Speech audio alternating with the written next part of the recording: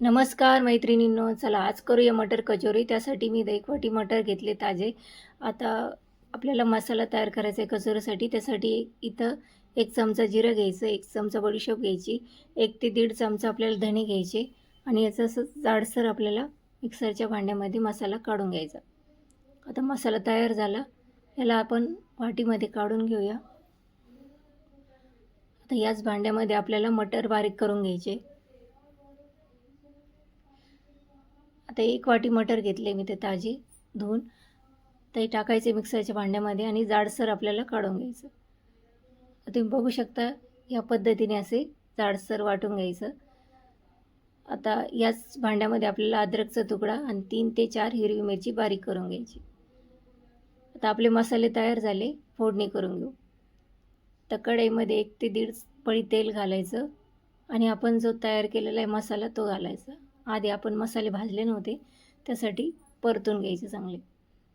तर मसाला चांगला परतून झाला की याच्यामध्ये आपल्याला अद्रक आणि मिरचीची पेस्ट घालायची, परतून घ्यायची. मटर बारीक केलेले घालायची, परतून घ्यायचे. चांगला एक कच्चापणा निघून गेला पाहिजे. आता याच्यामध्ये मिरची पूड घालायची आणि आमचूर पावडर घालायचं. परत एकदा परतून घ्यायचं. आता परतून झालं चांगलं की याच्यामध्ये आपल्याला 2 उकडलेले बटाटे घालायचे. चवीपुरतं मीठ घालायचं आणि परतून घ्यायचं. तर चांगलं परतून झालं की त्यात बारीक चिरलेली कोथिंबीर घालायची आणि परत एकदा मिक्स करायची भाजी. थोडीशी मॅश करायची. त्याच्यामध्ये थोडंसं अर्धा चमचा कच्चा मसाला घालायचा आहे आपण तयार केलेला. तर मसाला तयार झाला. आता याचे आपल्याला छोटे छोटे बॉल तयार करून घ्यायचे. तर कचोरी लागणारं पीठ भिजवून घेऊ. त्यासाठी आपल्याला इथं 1 वाटी मैदा घ्यायचा आहे. त्याच्यामध्ये ओवा टाकायचा, चवीपुरतं मीठ घालायचं आणि 2 चमचे तूप घालायचं. मिक्स करायचं चांगलं. पीठ त्याला चोळून घ्यायचं आहे तूप आणि पीठ भिजवून घ्यायचं. तर पीठ भिजून झालं की याचे आपल्याला छोटे छोटे गोळे तयार करून घ्यायचे आणि कचोरी तयार करायची. अशी वाटी तयार करून घ्यायची.